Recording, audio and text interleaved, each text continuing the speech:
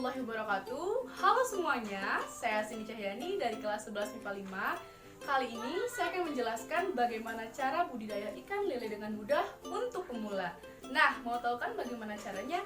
Yuk simak terus videonya. Baiklah semuanya, yang akan kita bahas kali ini topiknya adalah budidaya ikan lele. Nah, pasti kalian sudah tahu kan apa itu lele? Lele adalah salah satu jenis ikan yang paling banyak dikonsumsi oleh masyarakat Indonesia. Karena apa? Karena lele memiliki kandungan gizi yang sangat tinggi. Itulah mengapa lele menjadi salah satu jenis ikan yang paling banyak digemari untuk dibudidayakan. Budidaya ikan lele umumnya dilakukan di kolam galian konvensional. Namun, karena banyaknya kendala yang dihadapi seperti banjir, akhirnya dibuatlah cara baru dengan membuat kolam lele dengan berbahan terpal. Nah, kolam lele dengan terpal ini diyakini dapat mengurangi kemungkinan tersebut.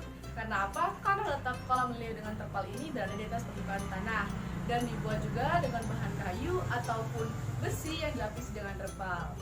Nah teman-teman, kalian bisa lihat kan perbedaan kolam konvensional dan kolam menggunakan terpal? Jelas lebih efisien kolam menggunakan terpal kan? Karena letaknya berada di permukaan tanah. Nah, kali ini akan kita bahas adalah bagaimana cara budidaya ikan lele dengan menggunakan kolam terpal. Nah, berikut ini cara-cara budidaya ikan lele menggunakan terpal untuk pemula. Cara yang pertama, siapkan media kolam. Pada cara yang pertama ini, pastiin kalian sudah memiliki terpal ya. Kemudian terpalnya itu kalian cuci hingga bersih. Nah, setelah bersih, kalian harus siapkan media kerangkanya. Baik bisa menggunakan kayu atau juga bisa menggunakan besi yang sudah kalian bentuk menyerupai kerangka kolam.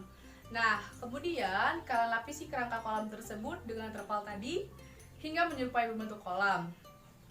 Kemudian, kalian isi kolam tersebut dengan air sebanyak 20-30 cm. Kalian diamkan selama 7-10 hari hingga tumbuh lumut. Nah, setelah 7-10 hari, kalian bisa tambah air lagi hingga ketinggiannya menjadi 80-90 cm.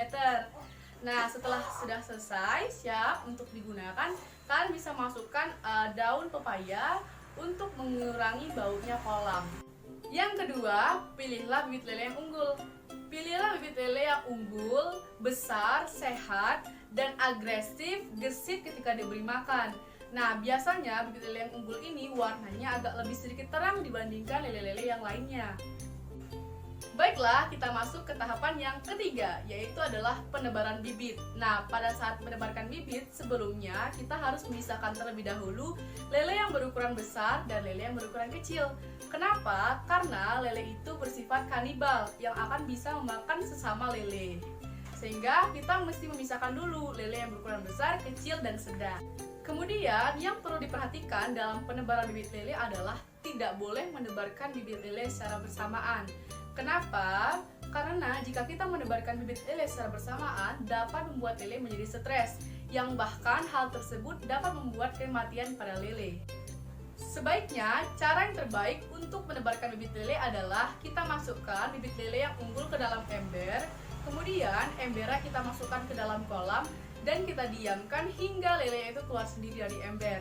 Nah, penebaran bibit lele yang baik ini adalah dilakukan pada malam hari dan juga pada pagi hari. Yang keempat, pemeliharaan ikan lele. Dalam pemeliharaan ikan lele, ada beberapa hal yang perlu kita perhatikan. Yang pertama adalah melakukan penyortiran pada ikan lele jika ikan lele sudah berusia kurang lebih 20 hari. Penyortiran ini dilakukan dengan cara memisahkan antara ikan lele yang berukuran besar dan ikan lele yang berukuran kecil dalam kolam yang berbeda. Yang kedua adalah kualitas air kolam yang bagus. Nah, kualitas air kolam yang bagus untuk budidaya ikan lele adalah air yang berwarna hijau. Karena ikan lele hanya bisa bertahan hidup di air yang berlumpur. Nah, sedangkan jika air sudah berwarna kemerahan, artinya ikan lele sudah dewasa dan sudah siap untuk dipanen. Yang ketiga, keadaan kolam juga menjadi hal yang perlu diperhatikan. Tinggi kolam pada bulan pertama adalah 20 cm. Tinggi kolam pada bulan kedua 40 cm dan pada bulan ketiga adalah 80 cm. Kemudian, keadaan kolam itu juga tidak boleh terlalu dangkal. Yang keempat, pemberian pakan ikan lele. Ikan lele harus diberi pakan 3 kali dalam sehari, yaitu pada jam 7 pagi, jam 5 sore, dan jam 10 malam. Jenis pakan yang diberikan pada ikan lele adalah jenis pakan Sentrat 7811. Bisa dilihat pada gambar. Dan yang kelima adalah panen ikan lele. Kita bisa panen ikan lele jika ikan lele sudah berusia kurang lebih 90 hari dari masa tebar bibit. Nah, yang perlu diperhatikan dalam pengambilan ikan lele adalah kita harus menggunakan sarung tangan ataupun jaring ataupun sarakan besar untuk pengambilannya.